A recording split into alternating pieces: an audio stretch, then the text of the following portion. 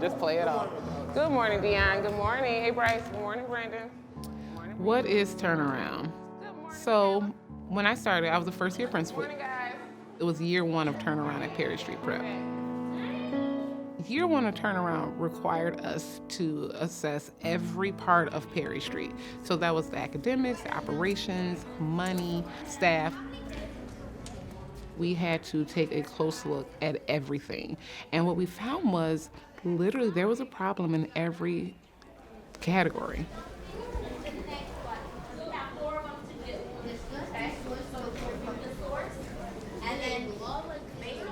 Hello. Before the turnaround effort, there was a lot going on. There wasn't a lot of support in the classrooms. From the beginning, there was a lot that Perry Street was trying to improve. I see things that are great right now. I see a bunch of people on the right track right now. I am also seeing us veer off right at the end and drive off the cliff. Their students were not performing where they should be. Their teachers were not instructing where they should be. They didn't have culture in the school. There were no rules or expectations for being in classrooms all day and learning. And so Perry Street was trying to improve all of that. Let's get back on the road, shall we? Here's how we're gonna do it.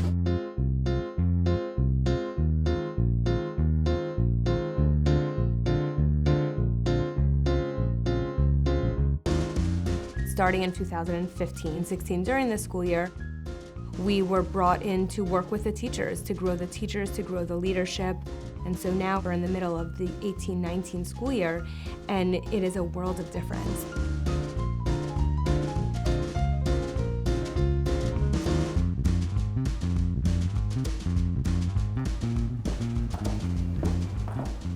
So initially when I started at Perry Street, I had a coach who walked around with me. Our teachers had coaches. They literally walked around with us everywhere we went because we were putting out so many fires and there was so much to be done. We have 23 students who have a 2 in math, we need to get a 3 in math. So really, that's the top. You can put that number 1. What are we gonna do about the 23 students we need to move from 2 to 3? There's 2 kinds of coaching. We have leadership coaching and instructional coaching. You need both of them. If you only move teachers but not a leader, only so much can happen, and vice versa. Can someone tell me what's special about a unit fraction? What's special about a unit fraction? Yes, Najee. It's only 1 unit. I mean, like, a unit fraction is only 1. Right, for the what? The numerator or the denominator? The numerator. Good job. I had been teaching, I believe, 10 years when they first introduced the coaches, and I felt like I didn't need one. We're not doing vertical lines today, guys. We're drawing horizontal lines. Everybody People were apprehensive about being coached, period, because their classroom, they thought, they had it under control. Deep down, I really wasn't happy about it. But as I built relationships with the coaches, I understood that they were there not to criticize me, but just to make sure that I was as effective as possible. If you drew a line in each one of these boxes, would you have 12? So the sun said Okay. that 2 6. So let's shade in 2 6. Instructional coaching looks like this.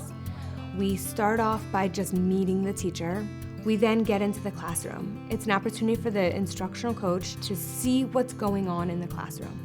The teacher and the coach will meet together, and they'll look at the data. They'll look at the notes from the classroom. They'll look at the student learning from that day, and together they'll develop a goal. This is what is needed to move the student sitting in front of you. So what we saw was Khalil presenting, and I was with Gabby and her partner for a while, and they were struggling like most of the students were. So I wasn't really gonna tell them what to do. Did you find that you were coaching a lot of people? I think a lot of them were able to draw the diagram, but they weren't able to make the connection. Like, they're equal, you know what I mean? So I did have to kind of talk them through that. So if Mike and I set a goal after he observes, he'll say, okay, the next time I come back, this is what I'm going to be looking for. So for instance, I remember last year, one of my goals was timing, because I would spend way too much time trying to teach and not enough time actually allowing the kids to work. So my goal was to work on timing, and I did that, and I use a timer now, and it's so helpful, and we get through so much more. It's made me more humble and more willing to accept feedback and not look at feedback as something that's punitive. I didn't always feel that way, but now I do.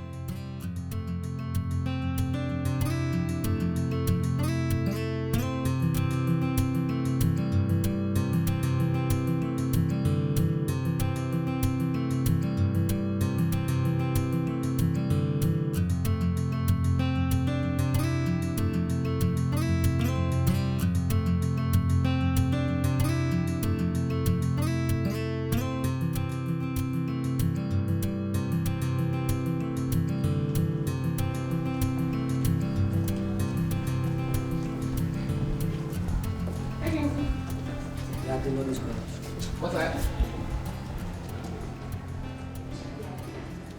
Our first year we were working on the bare bones of like getting things done, whereas now we're growing more leaders in this building because we're at the place where we can do that. All right, guys, so the purpose of this meeting is so that we can go over all the data, look at the data, and walk through the data before we meet with the teachers this afternoon. The first thing I'm going to hand out is major takeaways. I'm giving this to every single teacher today. Every week we have a leadership team meeting so that everyone knows where we are moving forward and what we're doing and what we're focusing on and what goals we currently have.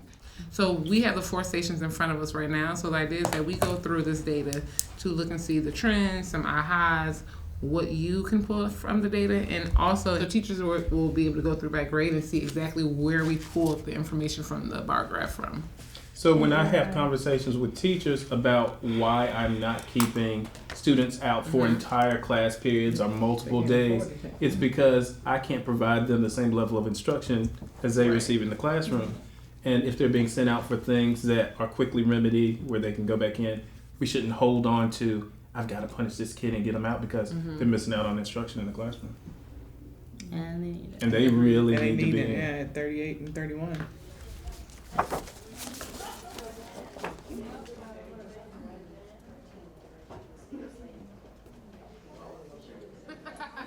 I didn't know this was a day Saturday. All right, guys, we're gonna go ahead and get started to honor everyone's time. We are at our data walk part 2. The purpose of the data walk is to get the entire school community to buy in and to be a part of the conversation. We're about to look at the midwinter data for MAP. We're about to look at S&P data. We're going to look at attendance data, referral data, all year-to-date data to figure out where we are right now.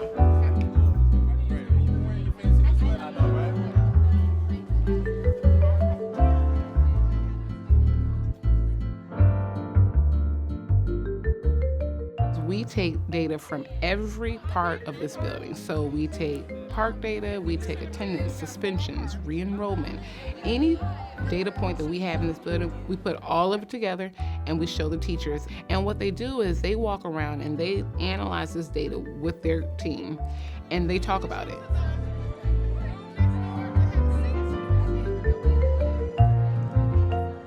One of the most challenging things to do as a teacher is to differentiate your instruction based on what the kids need. Yeah, these are my 2nd graders, 3rd graders.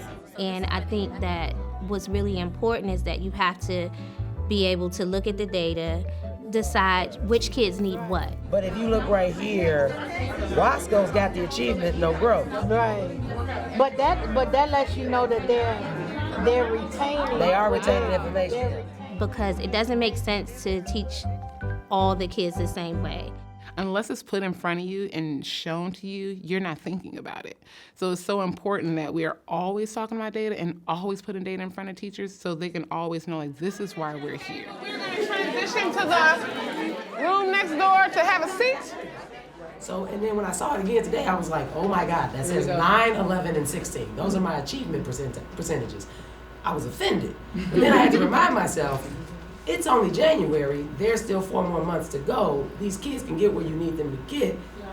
I'm using this as motivation. Yes. So like, I look at these numbers like, do something about them. Don't look at them and leave them there. Do something about them. So for me, it was a positive more so than a negative, because it makes me want to do better at what I'm doing, so these kids can do better at what they need to show.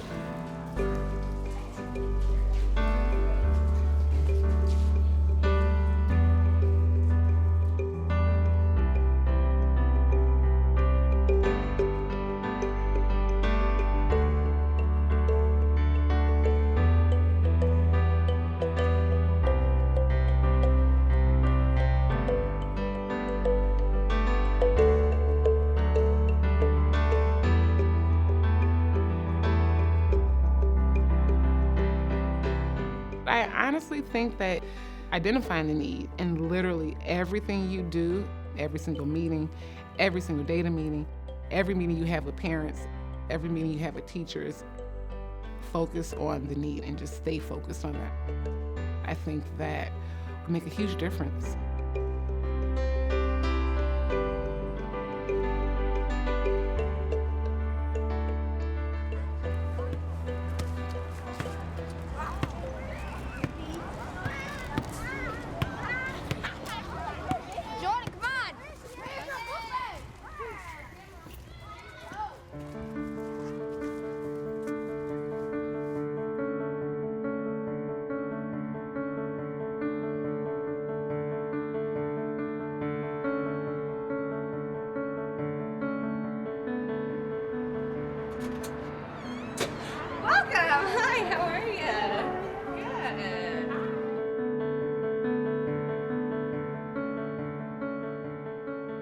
When we go to meetings and we look at data to see that our work is actually paying off, that's what gets me up in the morning. When I see like the look on teachers' faces when they're successful, when kids are successful, when kids are happy and learning, it's the dream job to me.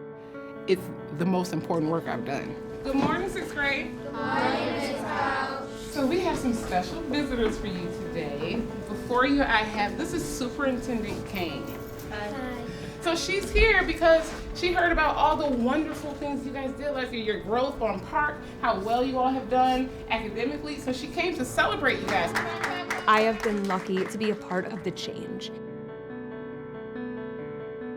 And it's exciting and it's invigorating, and it makes me think that we need more of this. We need more people growing teachers. We need more people growing students, because if we don't have all of our schools performing where they need to be, then what do we have? We are visiting just 10 schools around the city and noting them as all-star schools, and we were so excited for Perry Street to be one of the 10 that we are visiting. Can you all say all-stars? All-stars. Yeah.